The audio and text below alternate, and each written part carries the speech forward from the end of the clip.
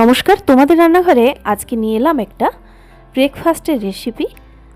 সঙ্গে থাকছে একেবারে রান্না ছাড়াই তৈরি একটা সুস্বাদু চাটনির রেসিপি। শুধু সুস্বাদুই নয়, সেই সঙ্গে ভীষণ হেলদিও হবে এই রেসিপি, আর বানানো খুব সহজ। একেবারে কম উপকরণেই কিন্তু তৈরি হয়ে যায় এই রেসিপি। এর জন্য প্রথমে একটা বড় মিক্সিং বোলের মধ্যে নিয়ে নিচ্ছি 1 কাপ টক দই। 130 থেকে 40 ml কাপের মাপে দেখাচ্ছি।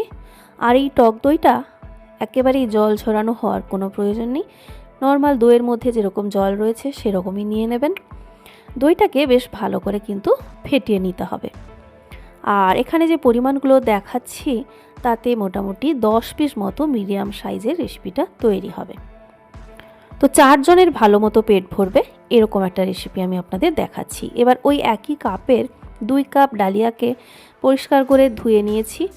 ধুয়ে এটা স্ট্রেনারে দিয়ে রেখেছিলাম। তো মিনিট 5 রেস্টে রাখার জন্য ডালিয়াটা একটু নরম হয়ে যাবে, তাই মিনিট 5 ওই অবস্থাতেই রেস্টে রেখে দেবেন স্ট্রেনারের মধ্যেই, যাতে হালকা নরম হয়ে যায়। তো সেই 2 কাপ ডালিয়া, ভেজা ডালিয়া আমি মিক্সার গ্রাইন্ডারে দিয়ে দিলাম। স্বাদ মতো নুন দিয়ে দিতে হবে। আমি নুনটা অনেক সময় 3 বার ধরে দিই, তাহলে দেখেছি নুনের স্বাদ একেবারে পারফেক্ট হয়। তো সেই মতো দিয়ে দিলাম। আর এখানে দিয়ে দিচ্ছি পেঁয়াজ, 2টো মাঝারি সাইজের। পেঁয়াজটা বেশি দিলে রেসিপিটা খেতে ভালো লাগবে, আর পেঁয়াজের পুষ্টিগুণ তো রয়েছে। স্বাদ মতো কাঁচা লঙ্কা দিলাম, আর 1 টুকরো আদা দিয়ে দিলাম। সঙ্গে 2টো ছোটো সাইজের আলু, কিছুটা খোসা রেখে দিয়েছি, খোসা সহও দেওয়া যাবে। সেটাকে একটু কেটে জলে ভিজিয়ে রেখেছিলাম যাতে এক্সট্রা স্টার্চটা বেরিয়ে যায়। আলুটাও এর মধ্যে দিয়ে দিলাম। এবারে আরও পুষ্টিগুণটা বাড়িয়ে দেওয়ার জন্য এখানে আমি অ্যাড করছি 2 থেকে 3 চা চামচ তিল। এটা আপনি চাইলে দেবেন, নাও দিতে পারেন। এর বদলে আপনি চাইলে একটু কুমড়োর বীজ ব্যবহার করতে পারেন, তাও চলবে। তো এখানে অল্প একটু আমি মৌরি আর অল্প একটু সাদা গোটা জিরে দিয়ে দিলাম। ওই কাপের প্রায় 1/3 কাপ, মানে 3 ভাগের 1 ভাগ জল দিয়ে দিলাম। দিয়ে মিক্সার গ্রাইন্ডারে গ্রাইন্ড করে নিয়েছি। এরকম ঘন একটি ব্যাটার কিন্তু আপনাকে বেটে নিতে হবে, পাতলা করলে হবে না, জল বেশি মেশানো যাবে না। এবার ফ্যাটানো দইয়ের মধ্যে এই ব্যাটারটা দিয়ে দিচ্ছি। ব্যাটারটা দিয়ে ভালো করে মিশিয়ে নিতে হবে। মাঝে আপনাদের দেখায়নি, 1 থেকে 2 চা চামচ জল আমি মিক্সার গ্রাইন্ডার জার ধুয়ে এখানে কিন্তু দিয়ে দিয়েছি। তো জলটা কিন্তু 1/3 কাপের থেকে একটু বেশি এখানে অ্যাড করেছি। ব্যাটারের কনসিস্টেন্সি দেখে রাখুন, জল কম বেশি হতে পারে। দইয়ে কীরকম জল ছিল সেই অনুযায়ী। এটা 10 মিনিট একটু রেস্টে রেখে দিচ্ছি। রেস্টে না রাখলেও রেসিপিটা তৈরি করা যাবে। আমি রেস্টে রাখছি এবং তার মাঝে আপনাদের সঙ্গে চাটনিটা শেয়ার করছি। 2টো মাঝারি সাইজের পেঁয়াজ নিয়ে নিয়েছি। এবার এর মধ্যে আমি দিয়ে দিচ্ছি স্বাদ মতো লঙ্কা, অল্প 2টো ছোটো ছোটো টুকরো আদা দিলাম, 3-4 কোয়া মতো রসুন দিয়ে দিলাম। এখানে একটা বেশ বড় সাইজের টমেটো দিলাম। আর বাড়িতে যদি ভাজা ছোলা থাকে তাহলে সেখান থেকে 3 থেকে 4 চা চামচ অ্যাড করে দেবেন। যদি থাকে, না থাকলে না দেবেন। তো প্রায় আমি 3 চা চামচ এখানে অ্যাড করেছি ভাজা ছোলা। খোসাও বাদ দেওয়ার কোনো প্রয়োজন নেই। এখানে যদি বাড়িতে নারকেল কোড়া থাকে, এখানে সব কিছুই অপশনাল, শুধু পেঁয়াজ, টমেটো, লঙ্কা, আদা, রসুন দিয়েই রেসিপিটা তৈরি করা যাবে। আমি এখানে 2 চা চামচ মতো নারকেল কোড়াও অ্যাড করলাম। চাইলে আপনি কিছু বাদাম অ্যাড করতে পারেন। স্বাদ মতো এখানে নুন দিলাম। আমি অল্প একটু ভাজা জিরের গুঁড়ো দিয়ে দিলাম। তার বদলে আপনি চাইলে চাট মশলা ব্যবহার করতে পারেন। আর সেরকম মনে হলে আপনি এখানে অল্প একটু তেঁতুল অ্যাড করতে পারেন যদি একটু টক পছন্দ করেন।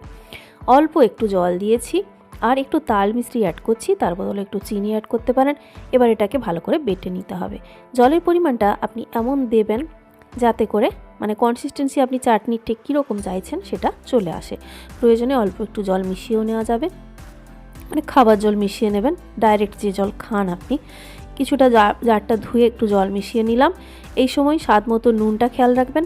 স্বাদটা বাড়ানোর জন্য 1/2 চা চামচ মতো সর্ষের তেল দিয়েছি। সর্ষের তেলটা না অ্যাড করলেও কোনো অসুবিধা নেই, একদম তেল ছাড়াই চাটনিটা খাওয়া যাবে। ভীষণ সুস্বাদু একটা চাটনি কিন্তু তৈরি করে নেওয়া যায় ঝটপট। তো চাটনি একেবারে রেডি।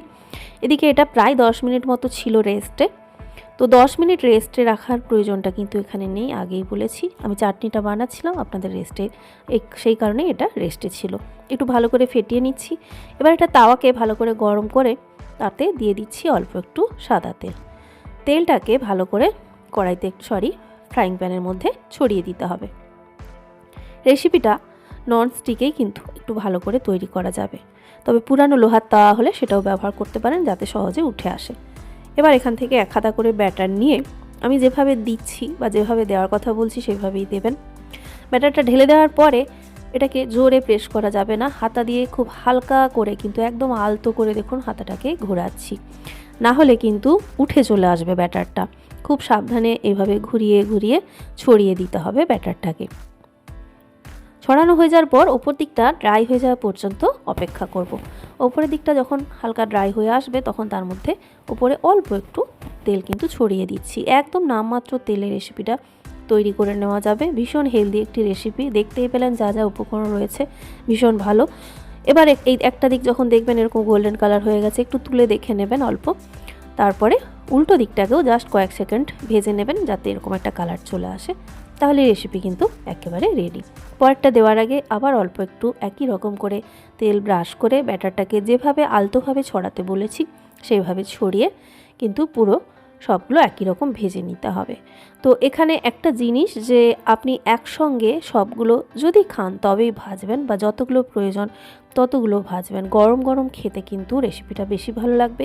চাটনিটা ঠান্ডা হোক, কিন্তু এটা যেন মানে এই প্যানকেক যেটা বানালাম এটা যেন অবশ্যই গরম হয়। দরকার মতো ভাজবেন ব্যাটারটাকে, প্রয়োজনে অনেকটা সময় রেখেও দেওয়া যাবে, কোনো অসুবিধা নেই। তো বন্ধুরা, এই ছিল আজকের রেসিপি। যদি ভালো লাগে লাইক, কমেন্ট, শেয়ার আর সাবস্ক্রাইব করতে ভুলবেন না।